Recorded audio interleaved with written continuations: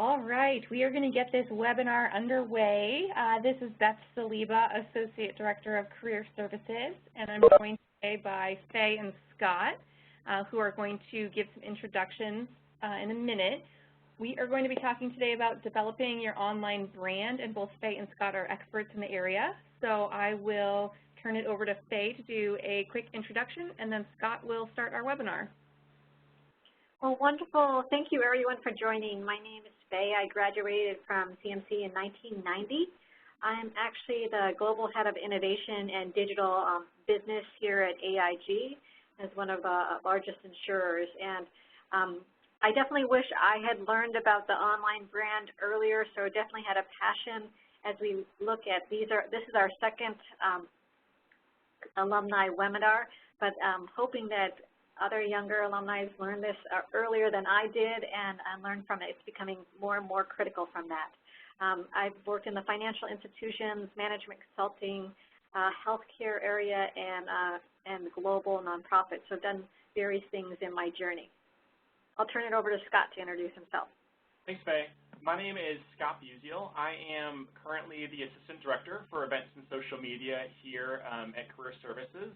I graduated in 2012 from Oklahoma State with a degree in educational leadership, and marketing, social media usage, and branding has always been kind of a passion of mine. I work specifically and coordinate the marketing and branding for our office and for our events for our office. And previously, I've worked with ACPA and NextGen through ACPA as a higher ed organization and done a lot of the marketing and branding to get students interested in higher education. And so we're going to get started.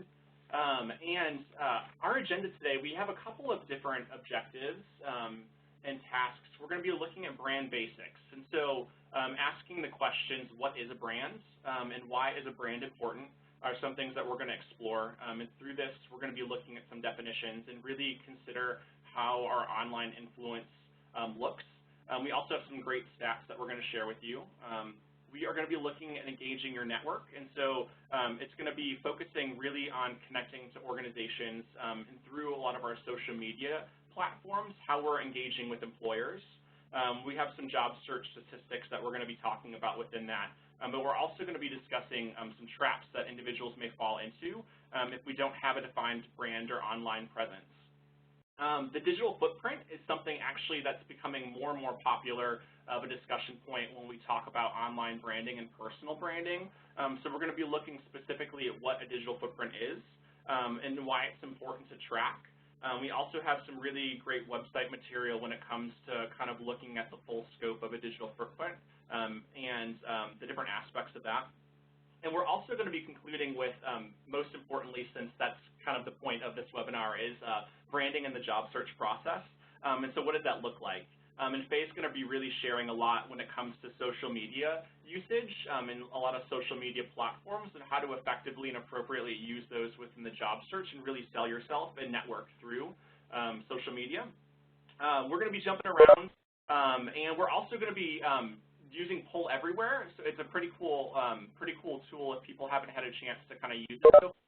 And so if people have access to a cell phone or online, you'll be able to participate with us as we go through the presentation. And so it really makes sense to look at brand basics to start off with. And so when we look at personal branding, it's really a description of unique talents and things that really showcase who you are and who you represent. And so brand essentially is reputation.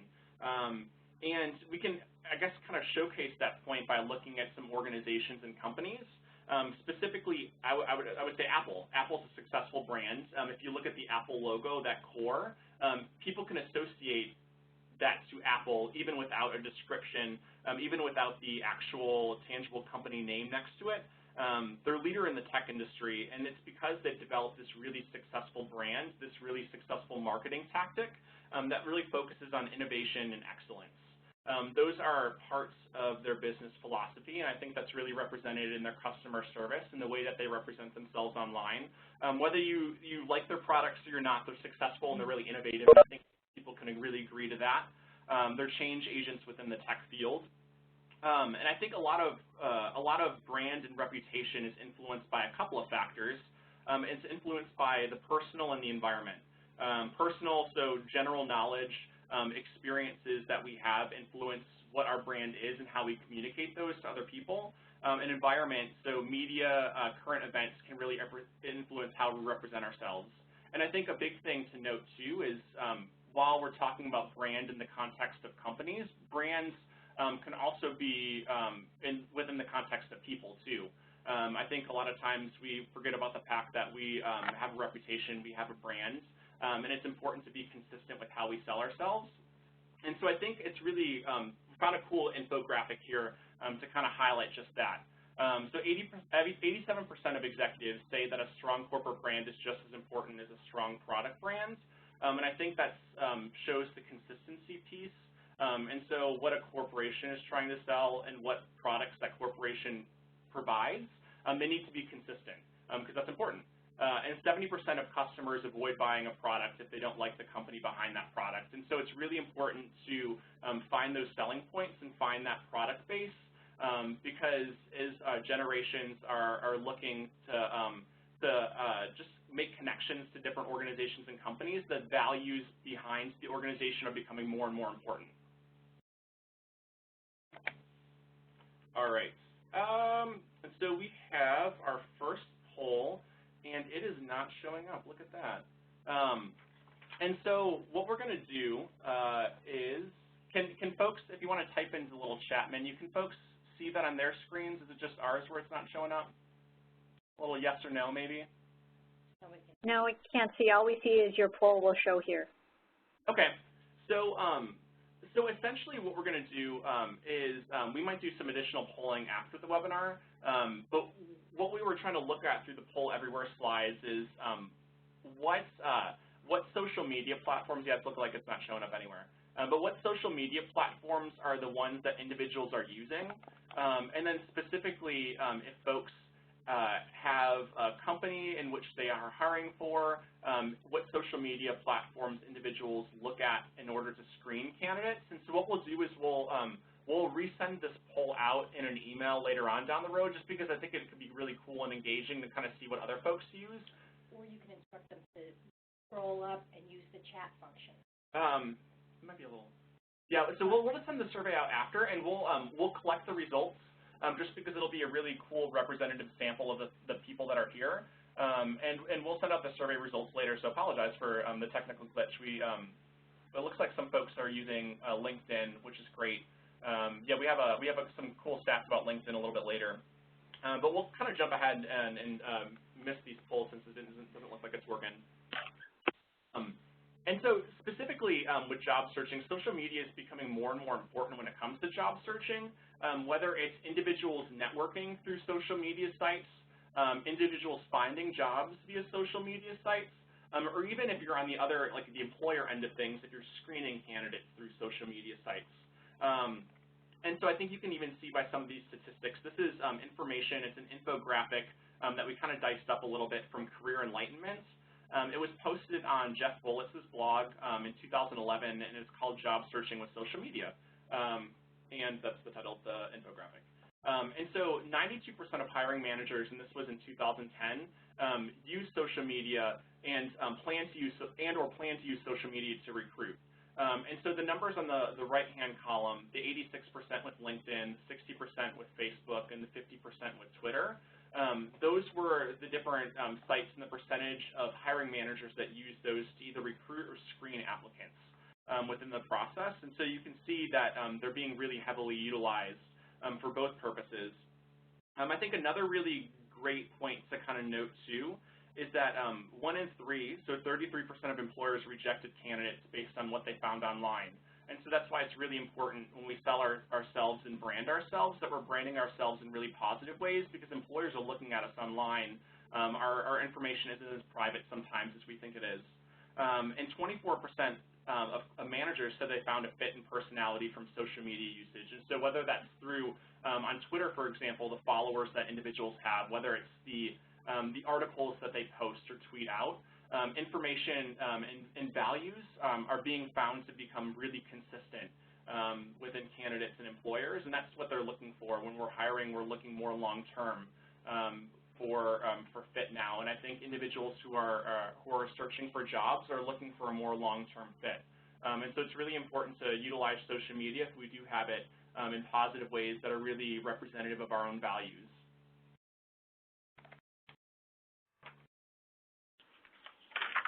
All right, Faye. Yep. So as we're going and as you're engaging in your network and say you're looking for a job, surveys of recruiters across the country say they actually have used the online search function and networks to actually, and they've disqualified candidates because of that.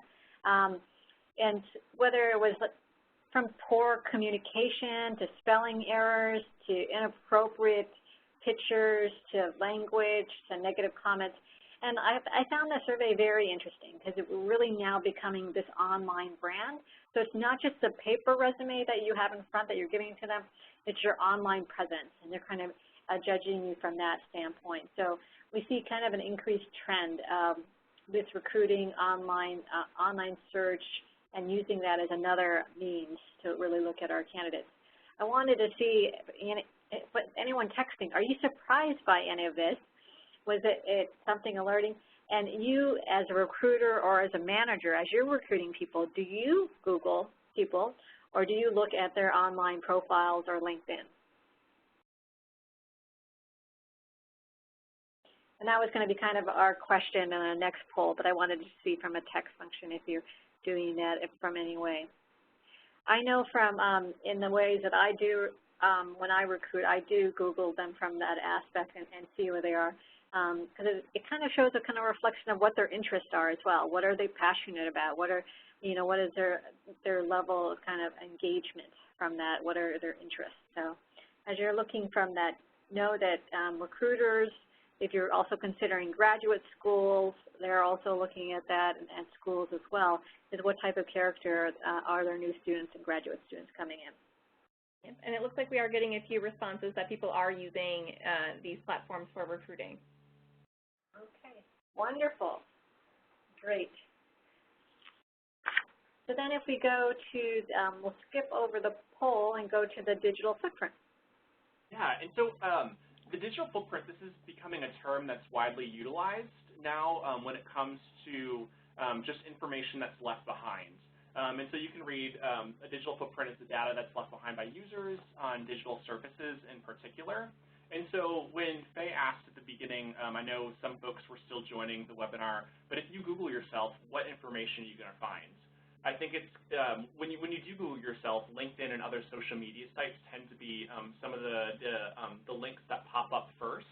But it's really curious, and this could be a really good kind of homework assignment for folks, is just really kind of take a look at what are some of the first things, the links that kind of pop up when you do Google yourself. Because that's the digital footprint that we're talking about. And a lot of it can be positive. Some of it might not be so positive. It's a collection of things from present and past. And really, there's a couple of different forms. There's a passive form of a digital footprint, and so that could be things like IP addresses. A lot of our location services use that as well. These are the pieces of information that are collected that we might not necessarily know about. It could be even browsing through a site to, and the computer tracks what information and what types of sites we go to. And so when we get ads through Pandora and other applications, we get ads based on what we visited. And so that's a kind of a passive digital footprint. When we look at active digital footprints, that's actually information that we're sharing with the internet world and the public. And so that could be things like just generally creating social media accounts, creating websites, posting pictures on social media sites or online. That's stuff that we know that we're sharing, and that's visible to the public, and that's mostly permanent on the interweb for folks to see. So some notes for digital tattoo, that's actually University of British Columbia. I'm not sure if folks are familiar with that. But they're creating this website that really focuses on the digital footprint, and it's called Digital Tattoo. And the reason they use the analogy for a tattoo because it's semi-permanent. And so this website, definitely take a look and browse through it. We'll have information posted for this presentation later on. But you can search digital tattoo at the University of British Columbia website, and it has things like identity security and ways to make sure that you remain safe. Information on social media and best practices when it comes to connecting and networking through social media. It has general information on online branding, creating e-portfolios, and just best practices when it comes to engagement. You could probably spend hours on this website, and it's a really great resource to kind of showcase, I guess, best practice models and how digital footprint really matters, and how you can use it to your advantage when it comes to job searching. So my favorite is LinkedIn. LinkedIn is now to 260 million professionals around the world. Now, before it was really for individuals to, in a sense, post their profiles, but now it's added a lot more capability where it now becomes a job market. Recruiters can now scan. Recruiters can actually now approach you and say, I have an interesting opportunity for you based on what they've viewed on your profile. You can add for additional services. But what we found, too, in the kind of job search advice for LinkedIn is there are certain things that you can do for your LinkedIn profile that make it more attractive, but also higher hit rates and certain terms. So believe it or not, adding a profile picture, a professional profile picture, people feel a level of comfort and also knowing a clear headline, which is under your name, an executive summary. Those are all components that you'll get more profile views based on the trending from LinkedIn and evaluation. On your education experience sections, really, flesh those out, because what will be interesting is you'll be able to get different networks based on the companies you're at. They'll say, so say I worked at AIG and I put that in there. They say, do you know these other people at AIG? And I'll start recommending from that. So really do a full education and experience section from that.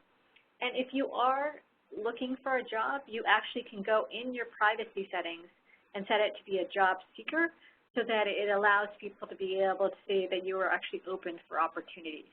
So there are different nuances in LinkedIn, and they're coming up with different functionality every few months. So you can see them as they go. Also ask for recommendations and endorsements from your colleagues from that. But be mindful that it is a professional communication and the accuracy of your information from that standpoint. So you might see there's some additional ways to kind of post and go from that standpoint. So definitely I would highly recommend LinkedIn as you're looking at job search for the future. Going to the next slide is Facebook. Facebook has definitely been, I was just mentioning, I was at Facebook yesterday. I was saying that there is so much wonderful food there that I think I would gain weight if I worked at Facebook, but it's a wonderful company. So 1.4 billion users really started off as a social platform. What's been interesting from this is it's widely used for social connections, as you see here, and they're mostly U.S. adults, over half. But what we're seeing now is now that they just released video enablement up here, it is grown exponentially as far as the number of videos here.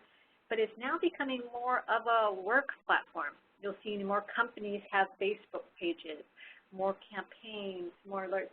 So as you might look at your Facebook, and if you intend it only to be a social, personal platform, then make sure that in your privacy settings that only who you want to see it can see it. And I would just say with Facebook, they do change their settings and privacy policies, so just keep rechecking every now and then to make sure that you're comfortable with your privacy settings and the people you want to see it are there, because it is definitely considered part of your brand. Facebook, I was talking to someone that works with big data on Facebook, and they made an interesting claim that they know you better than your spouse.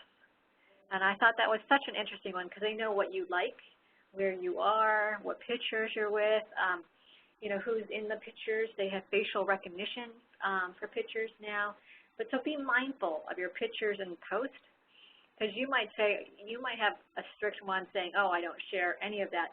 but your friend might like it and they might have a less secure privacy setting, and that allows it for someone else to see it. So as you look at it, the Facebook is now becoming used for more companies, more schools, more organizations, and it's gone beyond just a social platform from that standpoint. Are there any questions or comments? I just wanted to check in. Please put them in the chat box at any time as we look at this. We only covered, there's definitely a myriad of tools in the social areas.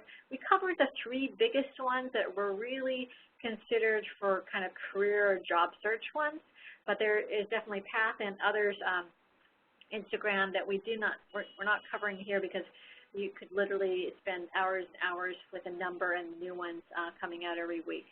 So as we go to the next one, it's Twitter. 235 million members.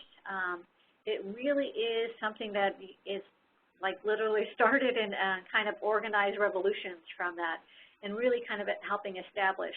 You might wonder, well, you know, I know with some people they're nervous.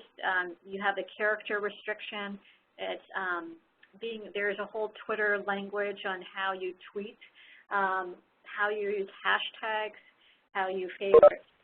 What I did want to encourage is if you are in an area where you want to be known and followed as a thought leader, or you want to be to learn about an industry, I would strongly suggest you leverage Twitter. Follow some of your role models and thought leaders that you like and have interest or you want to learn about. Establish kind of that profile of how your interests and where you want to go. Hashtag those followers and retweet. Because what I find interesting is when people want to connect with me, I'm more likely to accept their tweet request than if they want to link in with me and I've never met them before. So it's kind of an interesting dynamic if you want to look at it from different ways. I would say tweet carefully because once you tweet, it is out in kind of the public domain. And it's out from that. So, make sure you're looking at it from that perspective, that you'd want your grandmother to be able to read that tweet and be proud of you. So, it is a heavily used platform. You see here is 26 of the Twitter uses every day and establishing from that standpoint. So, it continues to grow from that. Are there any questions or comments?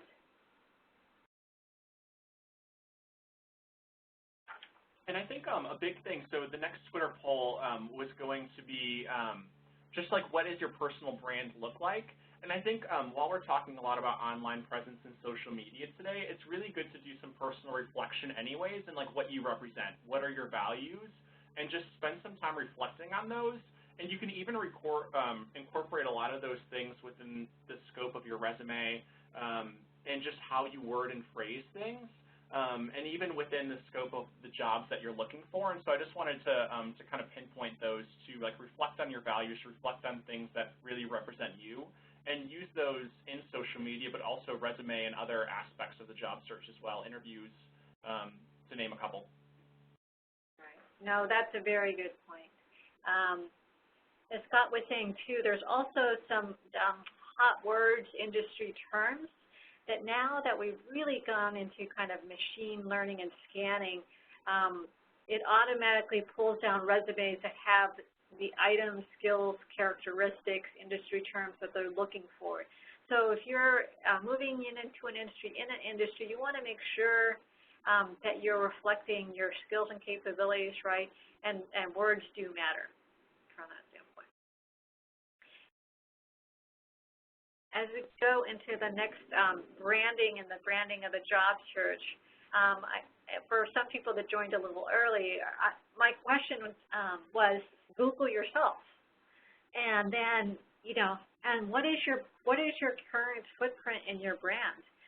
As Scott was mentioning, your digital footprint's there whether you decide to proactively build it yourself or make it. So understand it's good to Google yourself every so often and see what is being represented there. And I think a big question is, what do you want it to be? And if you're unsure of that, look up others. other people that you respect in the industry, role models in your life, and see what their footprint is. You can also ask people and then see how you want your footprint to be. What do you want to be known for? What would you want people to engage you? What interests in your topics are? So then you kind of ask your question then too is there are several platforms. Here we only talk through 3. But what do you want to use this platform for? I know some people's concerned about engaging online is that it's going to take up all my time. I'm just going to get sucked into the Facebook, Twitter, online LinkedIn movement. But it doesn't have to be that way, right? And so make the platform work for you and not you work for the platform. I do have some friends that basically just kind of put themselves, whether you want to call it a diet or a regimen, of saying I'm only going to be on social media this much this week. And see how best you want to do it. And maybe you just start off that, like say, okay, you know what, I'm just going to try this and start. I'm going to set up my Twitter site. I'm going to do 1 tweet this week. I'm going to see how that feels. I'm going to like someone else's tweet. And just start off and make those teeny habits. The Stanford professor was talking about teeny habits, and you actually can look at teenyhabits.org. And he says, if we just create those teeny habits and stick to those teeny habits, we're likely to be successful in getting the larger habit. So the one example that I always get a kick out of is he's like, just make a commitment that you're going to floss 1 tooth a day. And I'm like, 1 tooth? Like, what is it worth? But he's saying that if you make that threshold so low, your chance of procrastinating will be low, right? Because you're like, oh, it's just 1 tooth, I can do that. But since you're there, you end up flossing everything. So he's just saying make that threshold low that you're comfortable, that you can commit to, and then after you've done it so many times, it turns into a habit. So how do you, there is one question as you start looking at the different platforms of how you want to balance personal and professional, the messages you use and how to use it effectively. Here we put a link in on using social networking sites if you want some additional information. And the Career Service Office is a great resource as well. And another note, too, to kind of jump off what Faye had mentioned, I don't know, take advantage of the social media sites that feel good for you, but don't overcommit yourself. And so find social media sites that you know that you're going to be using frequently and regularly. Try them out. But I think from talking to organizations and seeing a lot of feedback from businesses and organizations that a poorly used social media site is likely not going to reflect well on you either, because it's going to show lack of follow-through. Even if that's not the case, that's the presentation and mindset that organizations are having, especially as the job market gets more and more competitive. And so definitely bite off as much as you can, but keep up with that. Great. All right, we'll open it up for questions. If you do have a question, you can type it into the chat box and we'll read it aloud. We'll keep it anonymous, but we'd be happy to answer anything that maybe we missed today or you want some further clarification on. And it looks like we're getting a question, what makes a good personal brand, Scott? I think a good personal brand, that's actually a really great question.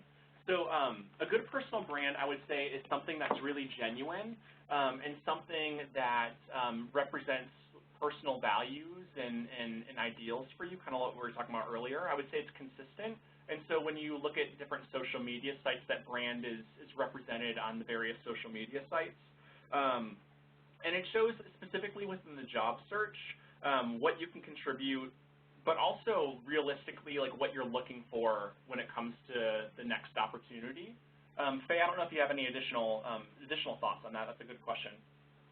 No, it's a really good question, and I think it's very personal too.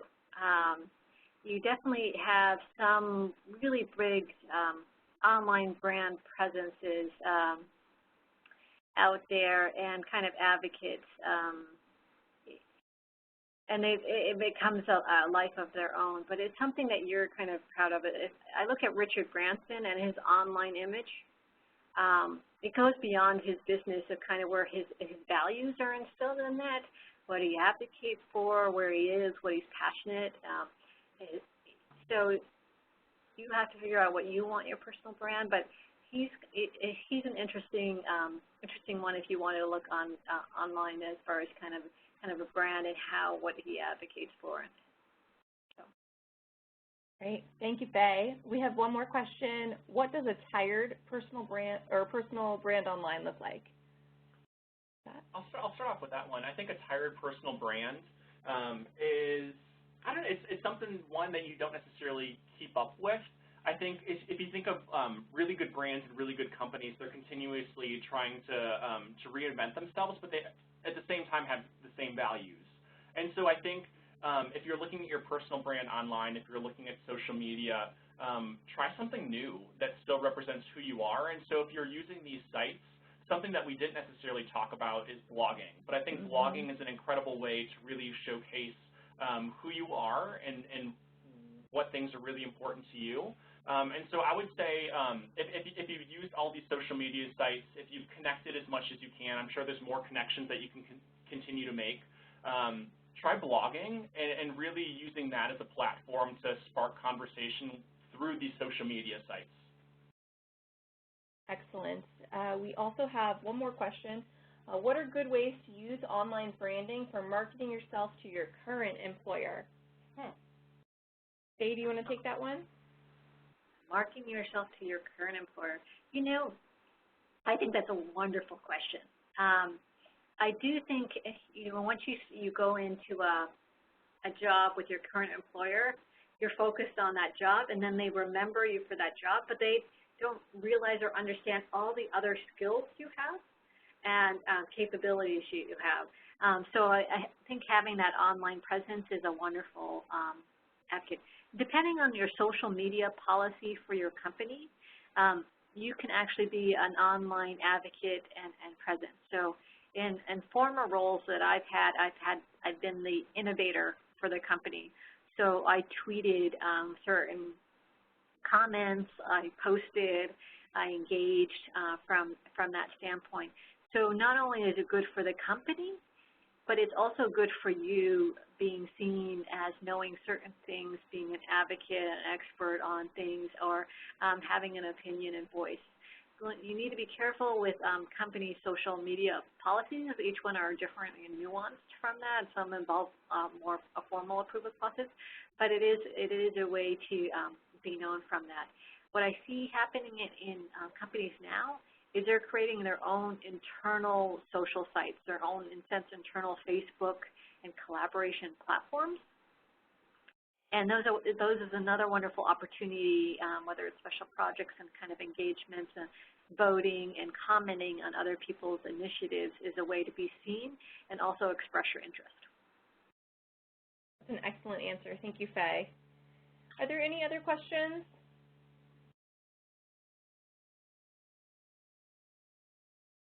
And the information is going to be sent out to folks as well. And so I know some folks who might have joined a little bit late. We'll still send the presentation, the full presentation, and everything out to you at a later time, in addition to the survey. Excellent. Thank you, Scott. We have one more webinar in our summer alumni webinar series. It'll be held Wednesday, August 12th, same time, same place, although different link, I should point out. This one will be on the graduate school application process. And this is really, if you're considering graduate school, you're not sure if it's the right time, what's involved, when do you do the applications, all this good stuff. This would be a really good webinar for you to tune into. If you have not already registered, you can do so through the alumni site, the Alumni Relations Gateway. We thank you all for attending today.